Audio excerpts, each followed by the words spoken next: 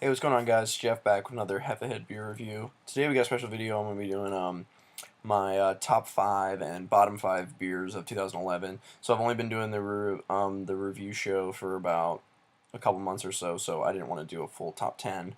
Um, and I'm not really good with video editing, so I'm not going to clip in parts from my reviews, so I'm just going to talk about them each individually as I go. But I hope you guys had a great Christmas and you're looking forward to 2012. I picked up a couple good beers so far while I've been home, and I'm looking forward to sharing those ones with you when I get back to school. So let's just go ahead and get into it. For my top 5, these are in no particular order, but these are just the 5 that stood out to me the most this year. And I'm going to start with Victory Storm King Stout. What is it called? Storm King Stout. It's a Russian Imperial Stout. It's only about 8 or 9% alcohol or something like that, so it's not that big. But this one really stuck out to me because it has all the great flavors that you look for in a Russian Imperial Stout. It's got all those roasty notes, chocolate, coffee, all those good kind of stuff. With the dark fruit and stuff like that too. But the hops really stick out too, and you're not getting any of the alcohol. It was a toss up between Bell's Expedition Stout and this one, but I know Expedition Stout has more alcohol in it, but it's also a lot hotter initially, without it being aged. I'm sure that it's good down the line, but just initially, I think the Storm King one is better just because you're not tasting any of that alcohol, but they both have a strong hop presence that I really, really enjoyed.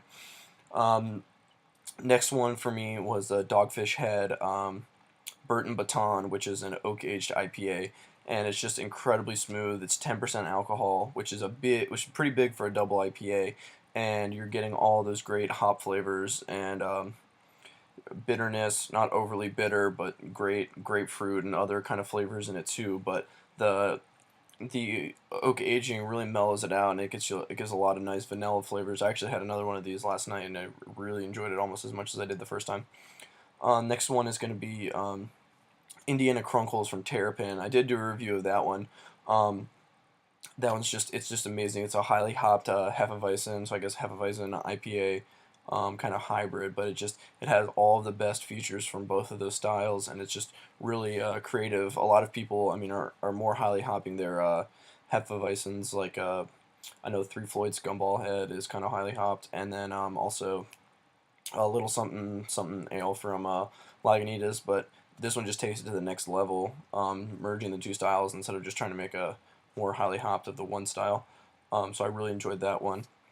Next one is Maximus from Lagunitas, which was the double IPA, and that's just an amazing double IPA, and it's one of my favorites. For the price, it simply cannot be beat.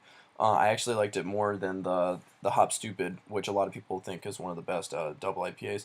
But this one, it's available in 6 packs year round, I think, and it's just amazing. No alcohol flavor at all, and it's got a little bit of bitterness, but it's just got an insane amount of grapefruit and great hop flavoring that it's just amazing. And I haven't found a double IPA yet that can match it. And then finally, last but not least, is Founder's Old Curmudgeon, which is an old ale, and it was actually the first old ale that I tried. But I think that is a great beer. I like it more than a lot of barley wines that I've had, and it's just amazing. It's dark, and it's malty sweet, but without being over the top or like too thick in your mouth or anything like that.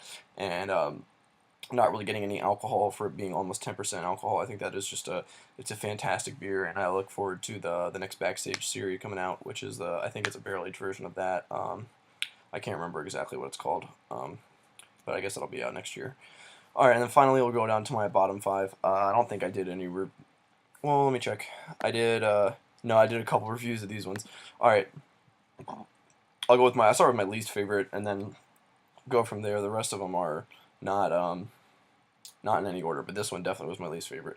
And I'm talking about the Stone 15th anniversary black IPA, black double IPA. That is just I don't remember exactly what I said in my review, but having it again, it just was terrible. The best way that I was able to describe it to my friend was if you were to take a bite out of charcoal used for grilling, and then were to wash it down with grapefruit juice. it just takes two styles that are like, I feel like they're opposite, and they try to blend them together, and it just creates this terrible mixture that is not palatable, at least on my for my palate. It's just completely unenjoyable, and it's too alcoholic, and just it did not work for me. Um, and then the next one is also Stone Brew, but it's a collaboration, and it's the Stone Elysian and the breweries, what it's like Gloucester, whatever the fuck. And that's their pumpkin, yam, fenugreek, birch or cedar or something like that beer, and that's just it's they do get points for trying something new, but it just does not work at all, and it's just really a terrible beer. Um, I don't know if they used too much of the spicing or what it was, but I really didn't get anything other than fenugreek when I was tasting that one. I did do a review of that one, so you guys can check that one out. But the only way that you should try it is like a sip, just to see what a fenugreek beer is like. But I do not recommend that, or trying that for anyone if you do home brewing or anything like that. It just does not work out really well. And then the next one, let's do New Holland Dragon's Milk. Um, this one might be good 5 or 10 years down the road, but right now it's just a hot syrupy mess, and it's disgusting. It just it tries to taste like bourbon. I mean, it tries to be like it is a bourbon aged stout, and it tries to I don't even know what it's trying to do, but it just is. It can't compete with any bourbon aged anything that I've had. Um, it's just over the top hot.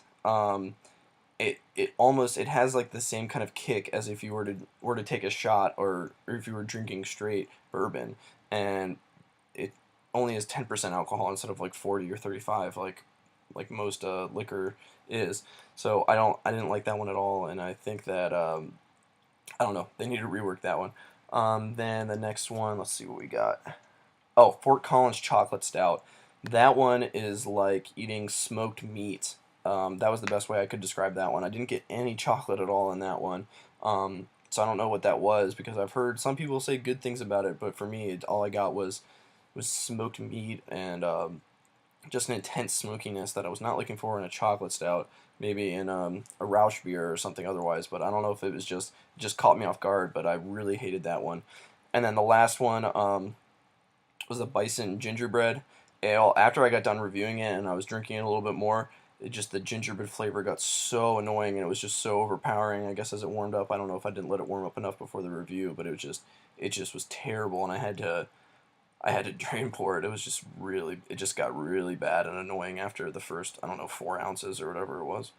So that's the conclusion of my top five and bottom five for this year. I look forward to doing another year of beer review, or well, a full year now with all you guys, all three of the people that watch my channel. But thank you guys for your support, and check out my Twitter, and I got a Facebook page and all that good stuff. And I hope you guys have a good New Year, drink lots of good beers, and I hope you stay safe. And I will see you all next year. Bye.